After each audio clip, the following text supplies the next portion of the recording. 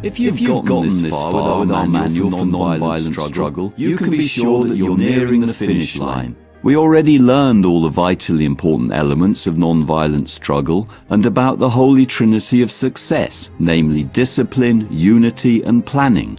But there is one more thing, just as important, needed to guarantee success. It is a crucial but sadly underappreciated point of non-violent struggle. Finish what you start. We know that 42% of non-violent struggles in the last century were successful in achieving democracy. But what happened with the remaining 58%? Or, the question for the next century would be, how do we follow up a successful non-violent revolution with a successful transition and make sure that our vision of tomorrow becomes a durable reality? We have witnessed many cases where a massive and powerful non-violent revolution was not followed up by a successful transition and thus ended in conflict, chaos, or even worse, a dictatorship. There are 5 important lessons that some movements had to learn the hard way. Lesson number 1. Stick to your vision of tomorrow. When you are building and running your movement around values instead of individuals, you are more likely to end up with democracy. Bringing Milosevic down was important in our Serbian struggle, but it is our vision of freedom, democracy and peace that led us through a successful transition once the dictator was gone. Lesson number 2. Don't call game over too early in the process. Non-violent struggles are very much like video games where each level is followed by a more difficult one. It ain't over till it's over. So, if you declare your movement a success too soon and send your activists home, you might end up in a situation like they have in Egypt right now. After Mubarak fell, activists figured they won, only to watch the Muslim Brotherhood and the powerful military take control of the country. By not anticipating this, activists who were so successful at mobilizing people in the streets of Cairo and unifying them set themselves up for major disappointments.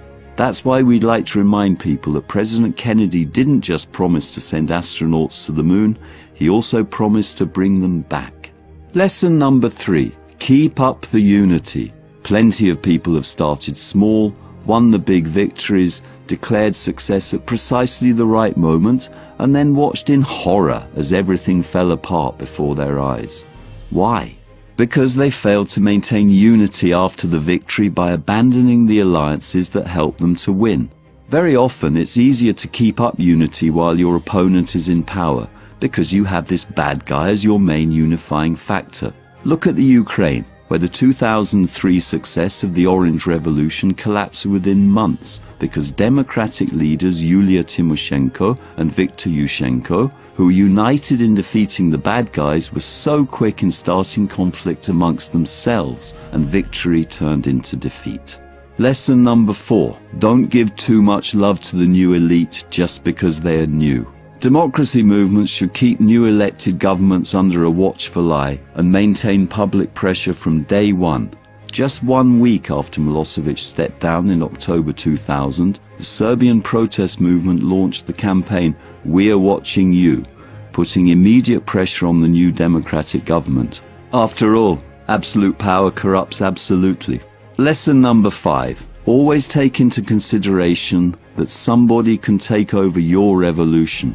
Like in Egypt, where the secular youth, who succeeded in bringing Mubarak down but lacked a plan for transition and called game over too early, pretty soon the Muslim Brotherhood took over. Keep these 5 lessons in mind if you want to follow a successful revolution with a successful transition.